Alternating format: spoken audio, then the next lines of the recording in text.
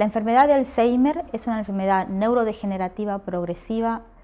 que constituye el 50 al 60% de las demencias totales. Las personas de más de 80 años tienen un 40% de probabilidad de tener Alzheimer.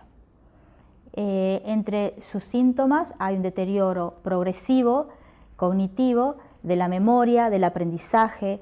una desorientación temporo-espacio y trastornos en el lenguaje. Los hallazgos histopatológicos que tienen en común el cerebro de los pacientes con la enfermedad de Alzheimer, además de una atrofia bilateral difusa, se encuentran lo que se denominan placas amiloides, que es dentro del hipocampo y la corteza. Las placas amiloides son la consecuencia de la mala escisión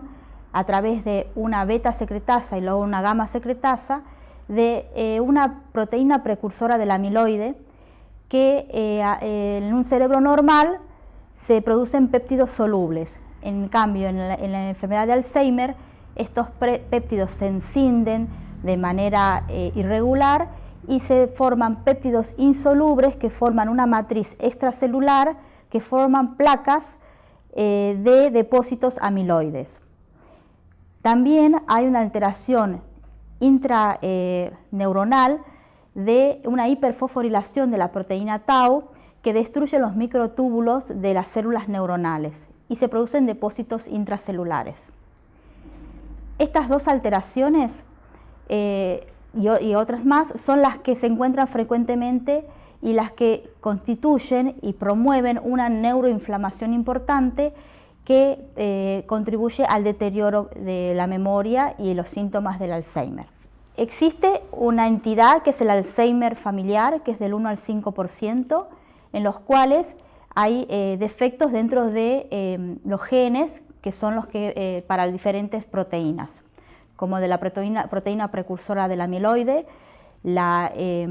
presenilina 1, la presenilina 2. Si bien es muy poco frecuente la enfermedad hereditaria del Alzheimer, el 95% de los Alzheimer son casos esporádicos, en donde existe un componente genético, pero sobre todo hay un componente ambiental que es el que constituye un factor de riesgo para desarrollar la enfermedad del Alzheimer. Se está estudiando permanentemente ese componente ambiental, pero lo que se sabe y que está en estudio ahora es que el estrés puede alterar la microglia, que es el tejido neuronal que tiene un efecto en el sistema inmune del cerebro. Dentro de esa alteración se producen varios caminos que van a progresar hacia la enfermedad del Alzheimer, pero entre ellos existe un camino muy estudiado que tiene que ver con el estrés oxidativo que se produce progresivamente y una neuroinflamación. Allí es donde el tratamiento de oxigenación hiperbárica puede contribuir en la prevención de la enfermedad del Alzheimer. Actualmente se está estudiando el desbalance del estrés oxidativo y el deterioro de las defensas antioxidantes que se produce durante el envejecimiento. Es lo que se denomina el oxy-inflammation, porque además de que se produce un aumento en el estrés oxidativo, ese estrés oxidativo regula la mitocondria, la función mitocondrial y regula la inflamación. Entonces, el envejecimiento de por sí es un proceso de inflamación leve, crónica y progresiva. El tratamiento de oxigenación hiperbárica puede aumentar y dar un efecto neto positivo de las defensas antioxidantes y prevenir ese progreso tan importante del estrés oxidativo y el envejecimiento, y de esta manera disminuir los factores de riesgo a desarrollar la enfermedad de Alzheimer. Está demostrado que hay un aumento de estrés oxidativo en la enfermedad de Alzheimer. En determinaciones en sangre de animales y pacientes con Alzheimer se detectaron productos de la oxidación de los lípidos, de las proteínas y del ADN, y la disminución de algunas antioxidantes naturales o propios como la glutatión peroxidasa, la superóxido dismutasa y la vitamina E. Esto desencadena un proceso que lleva a la oxidación del ADN, entre ellos el ADN de la mitocondria, entonces hay una disfuncionalidad mitocondrial que a su vez retroalimenta la inflamación crónica. O sea que el estrés oxidativo crónico se traduce en una inflamación crónica en la enfermedad de Alzheimer. Esta inflamación crónica también se produce a nivel del sistema nervioso central, del hipocampo, del cerebro del paciente con enfermedad de Alzheimer,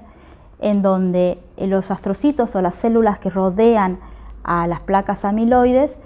promueven a la inflamación y liberan ciertas sustancias o proteínas que van a desencadenar además apoptosis o muerte programada de células neuronales, que van a contribuir a la disminución de la memoria y a todos los síntomas relacionados a la enfermedad de Alzheimer. Además, hay lo que se denomina inflamasoma, que no es nada más que la denominación de una plataforma de moléculas que reaccionan entre sí, entre ellas moléculas relacionadas al estrés oxidativo, a la inflamación, y que a través de una vía tiene como producto final el aumento de la interleuquina 1, que es una interleuquina proinflamatoria. Sabemos que la terapia de oxigenación hiperbárica disminuye la producción de interleuquinas, sobre todo la interleuquina 1, la interleuquina 6.